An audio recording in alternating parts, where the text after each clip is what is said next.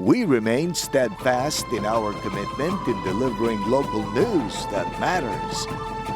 Stories that inspire. Enriching the lives of Filipinos in the Philippines and across the globe. This is your GMA Regional TV. Buong puso para sa Pilipino. Ito ang GMA Regional TV. Balitang Southern Tagalog. Magandang hapon mga kapuso. Narito na ang Balitang Southern Tagalog. Hatid namin ang mga pinakamalaki at pinakahuling balita sa Timog Katagalugan. Live mula rito sa GMA Batangas Station, ako po si Ace Medrano. Ako naman po si Ivy Saunar Gasang. Pila-pila ng truck na magpapagiling sa sugar mill at pabrika ng ethanol nararanasan sa Balayan, Batangas. Para sa detalye, makakasama natin live si Andrew Bernardo. Andrew?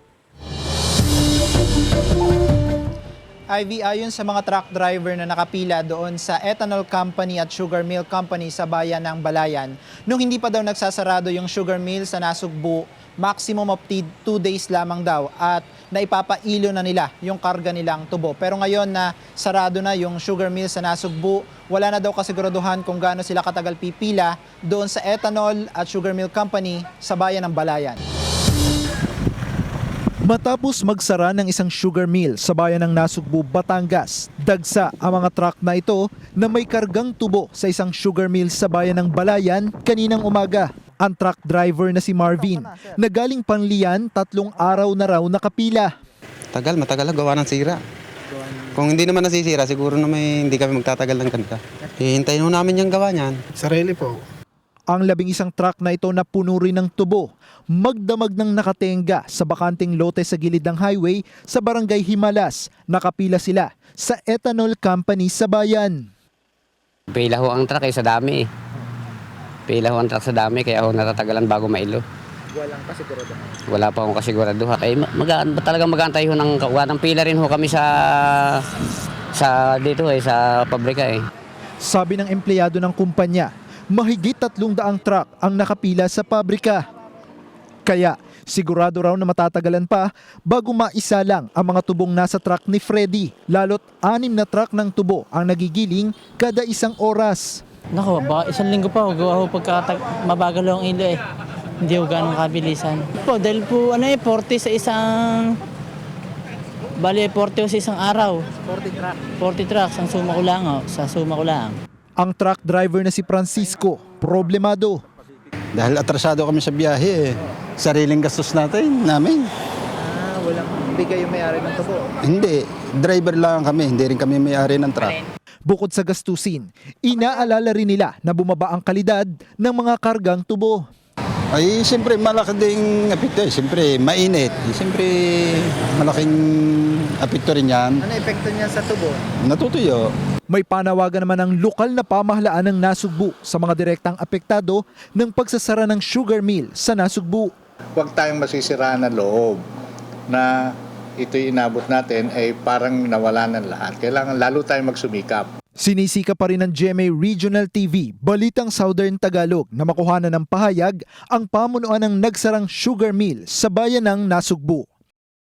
Ivy, kanina wala na tayong nakitang pila ng truck doon sa National Highway sa bayan ng Balayan. Hindi katulad last week no, na blockbuster talaga yung pila ng mga truck para magpagiling ng kanilang tubo doon sa sugar mill doon sa Balayan.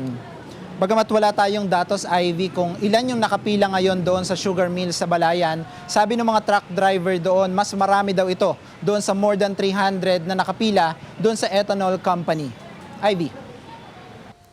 Maraming salamat, Andrew Bernardo. Ilang residente sa isang barangay sa Lubao, Batangas nangangamba sa pag-alis ng detachment ng militar sa kanilang lugar. Nagbabalik sa report si Andrew Bernardo.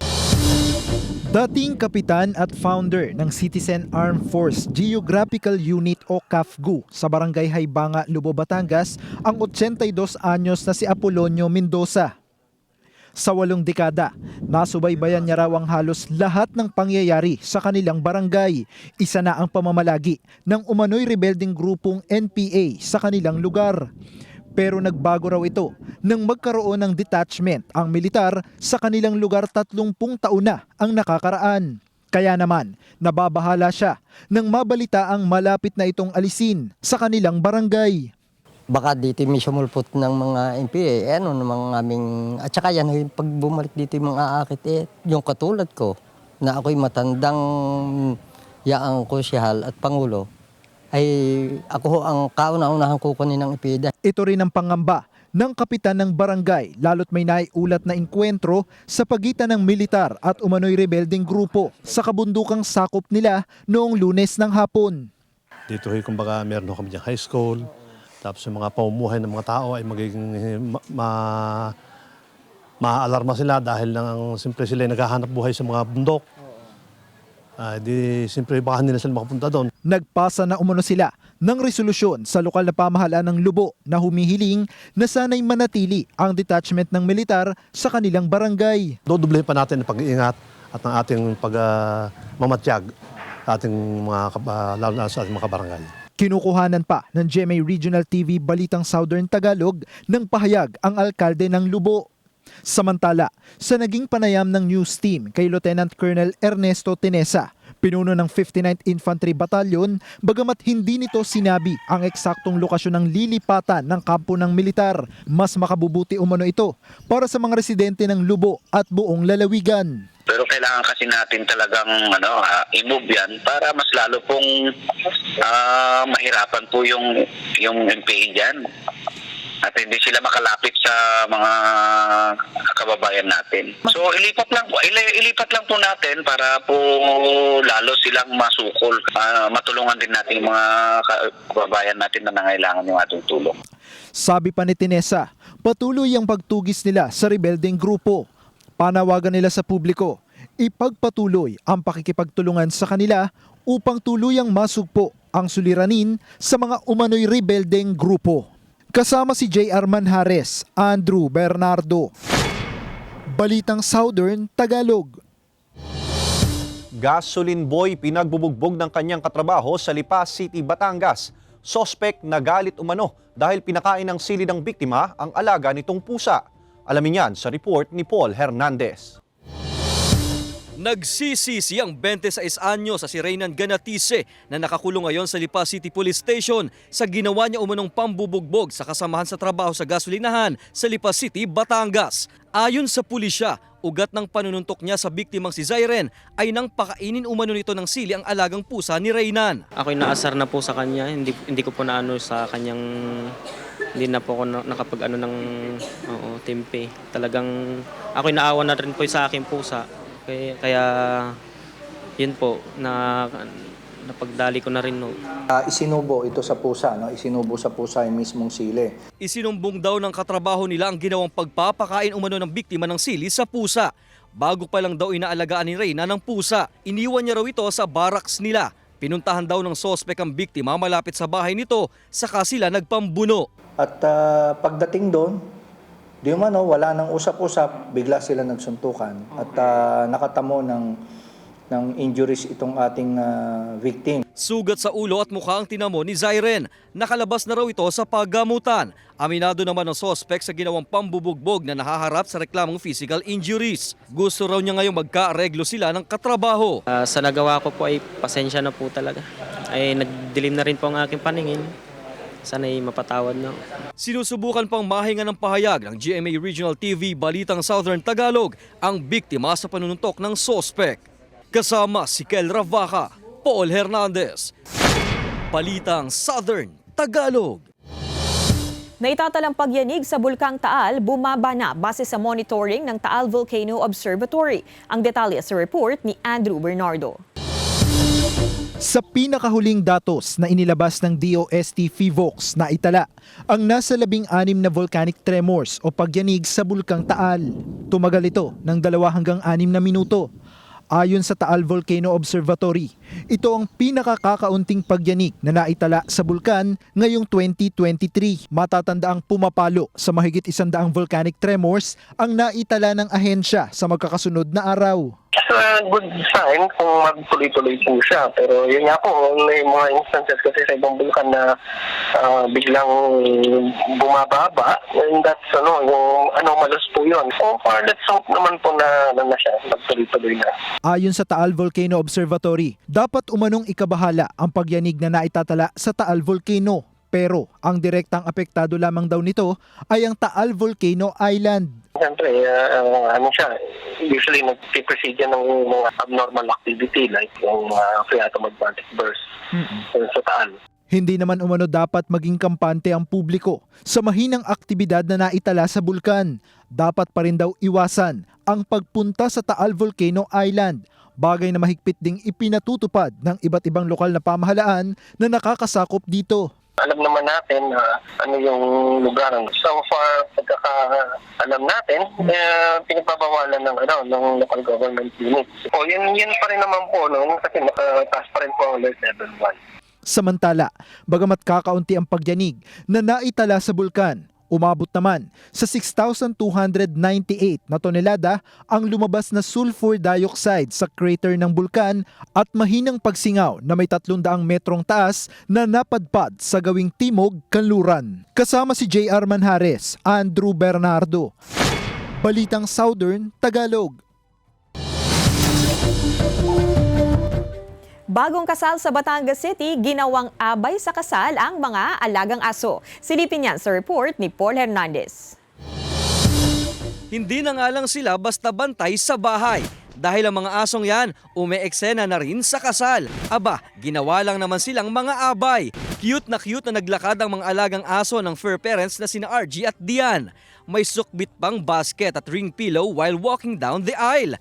Kahit sa invitation, kasama sila. Ideya raw ito ni RG na isama sila sa entourage ng kasal nila ni Dian sa Batangas City. Pati yung invitation namin, yung wedding logo namin, may dog. Sabi namin, kailangan may aso, kailangan nandun sila to witness one of the most important moments nga sa lives namin. Sila yung mismong symbol namin. So sila yung naging witness namin ng yung sincerity nung kasal, nung vow. Napahulet na dogs out ang mga netizens sa kakaibang kasal na ito at pinusuan ng mga co-fur parents nila sa social media. Kwento ng newlywed couple, behave naman sa seremonya ang fur babies nila. Ginawa raw ito ni RG para maramdaman ang mga alaga nila na parte sila ng pamilya. Nung time na ako lang mag-isa kasi, ang una kong laging kasama itong ring bearer ko si Ozzy kasi from up and down ng buhay ko, siya yung naka-witness noon. So, paglilinaw ng bagong kasal, ikinonsulta at dumaan daw sa proseso ang pag-aabay ng mga alaga sa kasal nila. Couple goals nga raw ang komento ng marami. Yung pastor, sabi niya talaga, wow, ngayon lang ako naka-experience ng may aso na witness mismo sa kasal. Sa buong life niya. Hanggang sa reception, may special treats din para sa mga alagang Maltese, Samoyed at German Shepherd. Pinractice daw talaga ni na RG at Dian ang mga alaga bago ang wedding day. Gusto raw ng newlywed na maging inspirasyon sila sa iba pang mga fur parents na gawing bahagi na rin ang mga alaga sa mahalagang okasyon sa buhay ng isang tao. Kasama si Kel Ravaca, Paul Hernandez. Balitang Southern Tagalog. Ito ang GMA Regional TV. Balitang Southern Tagalog.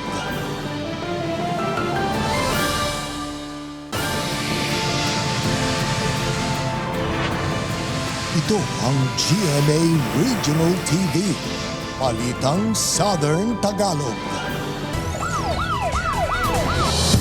Bangkay ng lalaking may tama ng bala ng baril sa iba't ibang bahagi ng katawan natagpuan sa Sariaya, Quezon. Tutukan yan sa report ni Paul Hernandez. Nakasubsob ang mukha sa lupa nang matagpuan ng mga rumorondang pulis sa bahagi ng Ecotourism Road sa Sariaya, Quezon. Ang lalaking yan umaga nitong Martes. May sombrero, naka-light blue na t-shirt at pantalon ng hindi pa nakikilalang bangkay. May tattoo rin daw ang lalaki. Tapos doon po sa kanyang kanang binti, mayroon din po mga nakasulat na name, RJ Alaysan Arjun.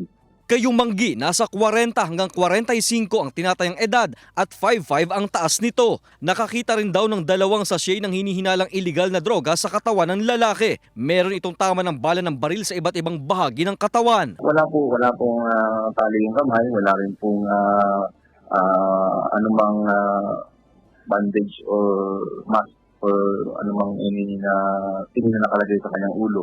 So basta po nakadapa po yung biktima. Wala pa raw kumukuha ng bangkay sa punerarya. Sa Tayaba City, Quezon, balot sa tape ang lalaking natagpuan sa may sagingan sa tabing kalsada.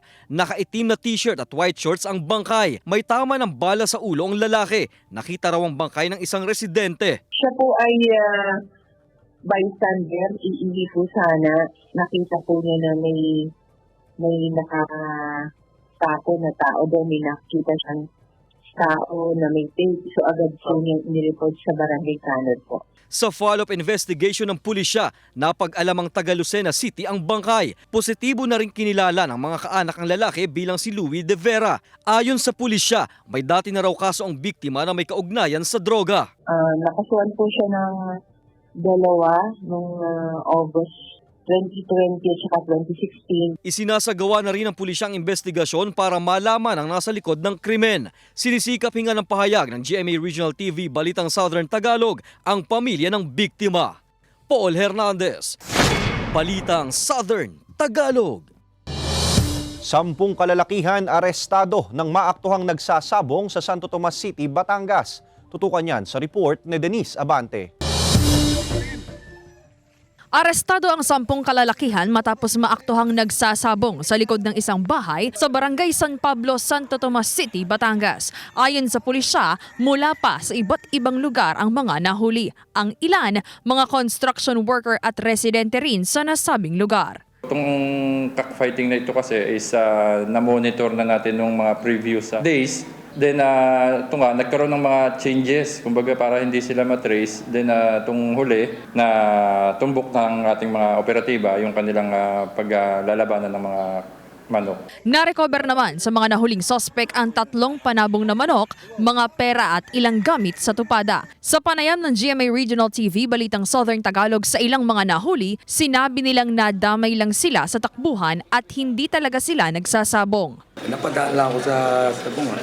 Ayun, tama-tama, dumating mga pulis. Natakot din ako sa kasi wala tayong choice. Sumama lang ako, tumakbo. Ginood lang din, na-timingan naman na dumating yung pulis. Kung saan yung bukso yung takbo, takbuhan na rin. Pulis! Pulis. Upo lang ako. Sige. Upo lang ako, upo lang. Samantala, sa Santo Tomas City pa rin, arestado rin ang 4 na kalalakihan ng maaktuhan ng pulisya ang pagmamadyong ng mga ito sa Barangay San Felix. Ayon sa pulisya, isang concerned citizen ang tumawag sa kanila at inireport ang illegal na sugal. Narecover sa kanila ang isang set ng mahjong tiles, 2 piraso ng dice, isang tablecloth at perang nagkakahalaga ng 4,000 pesos. Nakalaya naman ang mga suspect matapos magpiyansa. Ang kampanya po ng PNP laban sa illegal na sugal or illegal gambling ay patuloy po namin gagawin.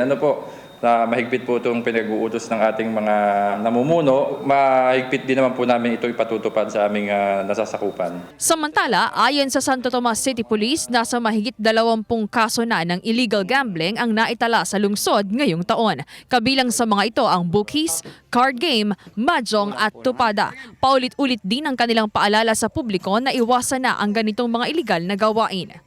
Kasama si Buhay Adante Jr., Denise Abante. Balitang Southern Tagalog. Baha sa isang barangay sa Batangas City, ilang araw nang hindi humuhupa. Agarang pagsasaayos ng kanal at drainage system, hiling ng mga residente. Alamin yan sa report ni Denise Abante. Linggo ng hapon nang muling makaranas ng abot-tuhod na pagbaha ang mga residente ng Sitio Labac sa Barangay Alangilan, Batangas City dahil sa naranasang malakas na buhos ng ulan. Daing ngayon ang mga residente ang hindi humuhupang baha sa kanilang lugar. Ito rin ang kanilang naging problema Oktubre noong nakaraang taon. Hiling ng mga residente, matuloy na ang pagsasaayos ng kanilang drainage system sa kanilang lugar. Ay di sana yung sinasabi nilang na andyan na, naaayos na, pero naabot pa rin ang katagal-tagal. How many years na yan? Na ganyan. Tapos daming insekto, malumot na ang tubig. Ay, ang hirap talaga pag naulan dito. Ang mga bata ay talagang hirap, lalo na pag may pasok. Ang mga bata na mamaybay, ay di sa tabi na laang nadaan. Samantala, nauna nang sinabi ng pamunuan ng barangay na catch basin ang kanilang barangay, kaya sa tuwing umuulan naiipon ang tubig sa kalsada dahil wala itong madaluyan. Mayroon na umanong plano pero magmumula pa sa national budget ng Department of Public Works and Highways ang budget para sa gagawing kanal. At ngayon nung taong ito, ang akin nung pagkakaalam na ibid na ho ang sunod na kanal na yon para maituloy hanggang itaas at para yung kaliwang panig ay malagyan ng kanal. Para yung baha doon ay di tumustos sa papunta sa ginagawang kanal na yan. Pangamba pa rin ngayon ng ilang residente ang kanilang kaligtasan at pati na ang epekto sa kanilang kalusugan ng hindi humuhupang baha. Tulad namin, old na, senior, yung madapuan mo na kami ng mga sakit. Saka mga bata, saka pag yung mga nag-aaral na bata, namamaybay dyan sa tabi. Dahil baha nga ang gitna, baha. Hindi mo nawawala ang tubig dyan eh. Ay, sana'y ma-aksyon na ito para maalwa na ang pagkilos ng mga taga rito. Humihingi naman ng pangunawa ang LGU sa mga apektadong residente at nananawagan na makipagtulungan para sa ikabibilis ng pagsasaayos ng drainage system. Ang sabi ko sa mga tao, gumawa sila ng kanilang patakbuhan muna. Halimbawa, yung pinagliguan, pinaglaba, pinaghugas ng plato. At pag napuno, saka itapon sa labas, sa kalsada o naman para hindi magsanaw. Ayon sa barangay, asahan daw na ngayong taon ay masisimulan na ang kadugsong na kanal para humupa na ang tubig baha sa lugar. Kasama si Buhay Adante Jr., Denise Abante. Balitang Southern Tagalog. 14 na magsing-irog ang sabay-sabay na ikinasal sa Tanawan City, Batangas na ginanap sa Governor Modesto Cultural Memorial Center. Nakatanggap ang mga bagong kasal ng cash gift mula sa pamahalaang panlungsod na kanilang magagamit sa pagsisimula bilang mag-asawa. Samantala, ipinababatid naman ng pamahalaang panlungsod na may gaganaping libreng kasalang bayan sa darating na February 14 sa mismong araw ng mga puso. Para ito sa lahat ng mga Tanawenyo na nagnanais magpakasal. Magsumite lamang ng mga kailangang dokumento sa tanggapan ng local civil registrar mula Lunes hanggang Biyernes. Magtatagal ang pagpaparehistro hanggang 2 ng Pebrero. Ngayong Miyerkules ay 3 gabi ng Love is Caught in His Arms, masusubukan ng pasensya ni Florence na ginagampanan ni Sofia Pablo dahil ang effort niya sa pagluluto at paghahanda ng masarap na putahe para sa magkakapatid na sina Aldous Troy at Tristan tila hindi pasok sa panlasa ng mga binata. Kaya naman ang pobreng dalaga napaiyak na lang sa kusina. To the rescue naman si Nero na ginagampanan ni Allen Ansay habang pinagtatanggol si Florence sa kanyang mga kapatid na Ferrell Brothers. Pero syempre, laban pa rin ang motto ni Florence. Ang kanyang sandata, ang recipe ng kanyang ama na si Frederico. Magustuhan na kaya ito ng Ferrell Brothers? Panoorin yan at iba pang nakaka-excite na tagpo mamaya sa Love is Caught in His Arms, 8:50 p.m. sa GMA Telebabad.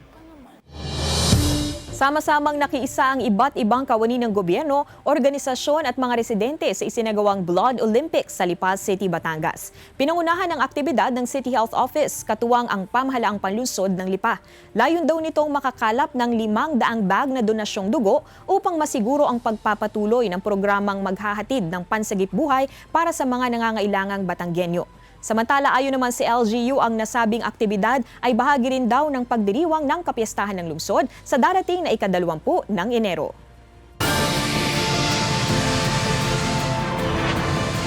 Ito ang GMA Regional TV, Balitang Southern Tagalog.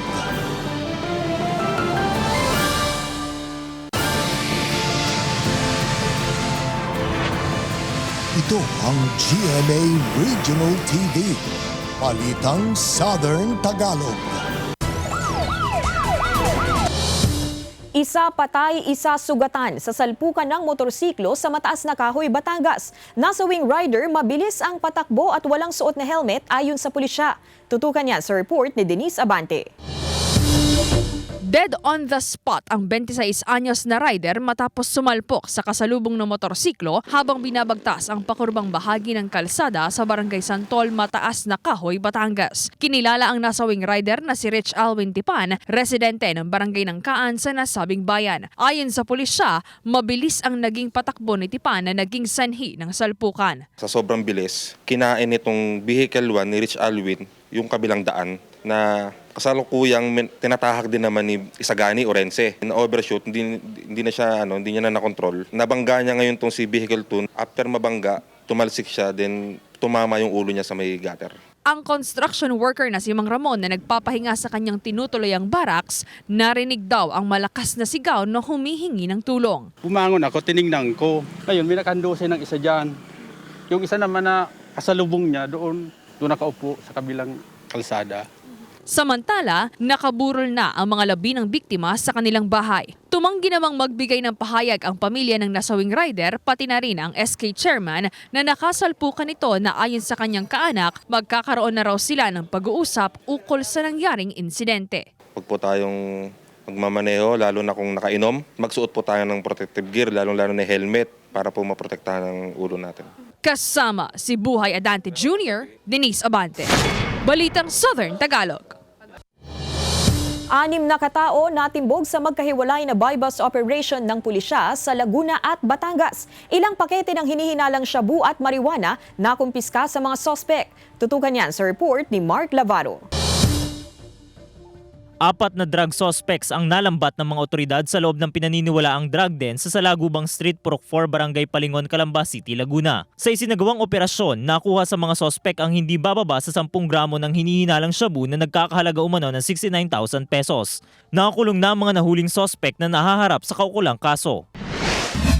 Samantala, arestado rin sa isinagawang buy-bust operation ng pulisya ang 2 drug suspect sa Barangay Poblacion 2, Santo Tomas City, Batangas. Ayon sa pulisya, wala sa drug personality watchlist ng lungsod ang mga nahuli.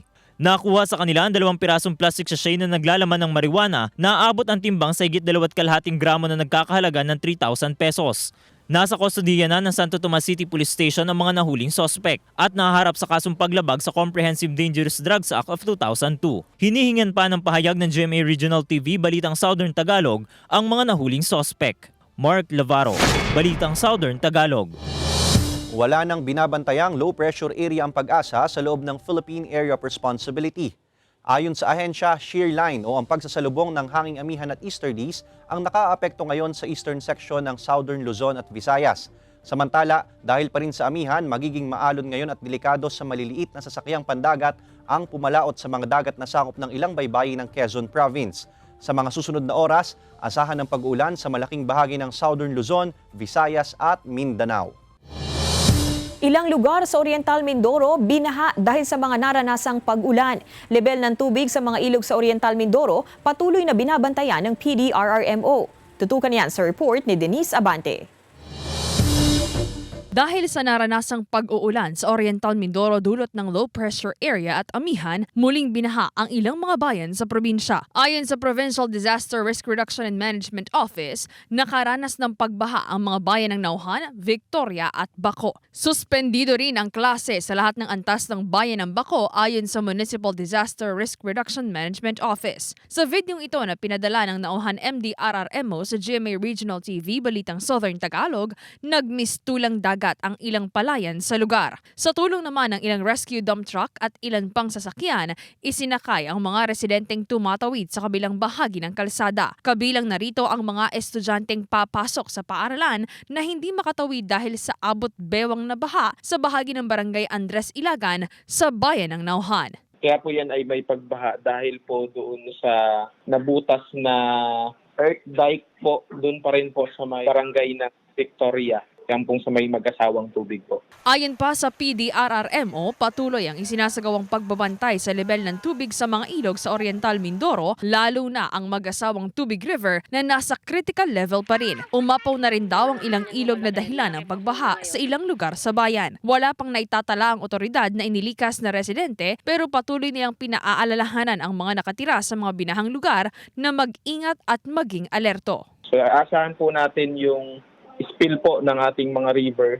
Kaya po pinag-iingat pa rin po, lalo't higit po yung mga nasa delikadong lugar, bahaing lugar. Sumunod po sa kinauukulan, sa mga paabiso po nila na kung tayo po ay mag-preemptive evacuate na, mas maganda po yun. Denise Abante, Balitang Southern Tagalog.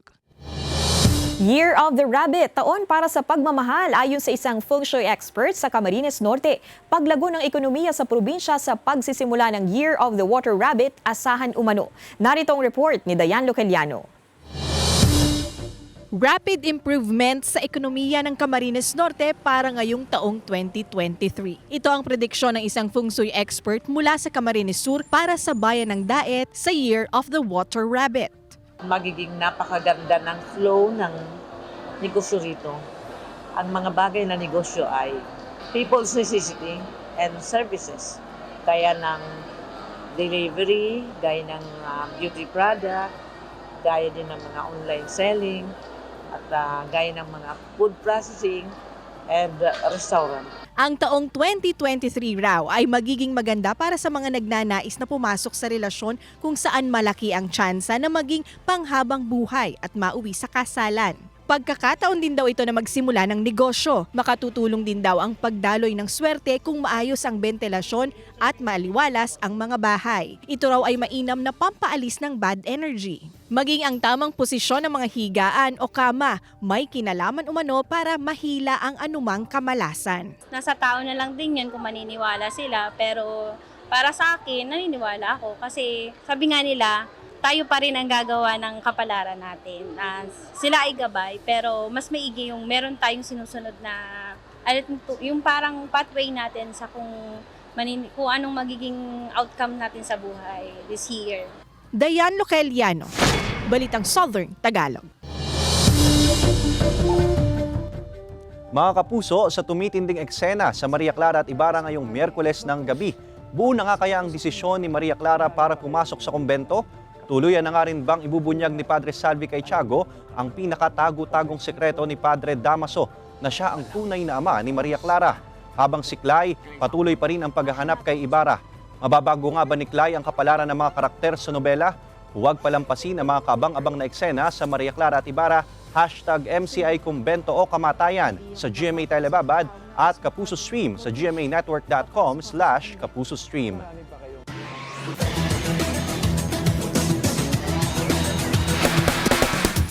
Napanatili ng Perpetual Delta Men's and Women's Teams ang kanilang pwesto sa NCAA Beach Volleyball matapos talunin ang Lyceum of the Philippines University sa Day 2 Beach Volleyball Tournament sa Subic, Zambales. Napataob ng Lady Altas na sina Mary Rose Dapol at Janine Padua ang Lady Parrots sa straight sets na 21-13, 21-17.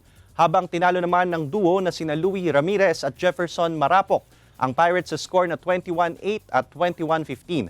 Mapapanood ang live coverage ng NCAA Season 98 Beach Volleyball Tournament sa GTV 2:30 hanggang 5:30 ng hapon at live stream tuwing 9 a.m. sa NCAA Philippines YouTube and FB pages, GMA Sports YouTube, FB at Twitter. Mga kapuso, muling magkakaharap ang NCAA Season 98 Men's Basketball Champion na Letran Knights at ang runner-up na Benil Blazers pero hindi sa basketball court.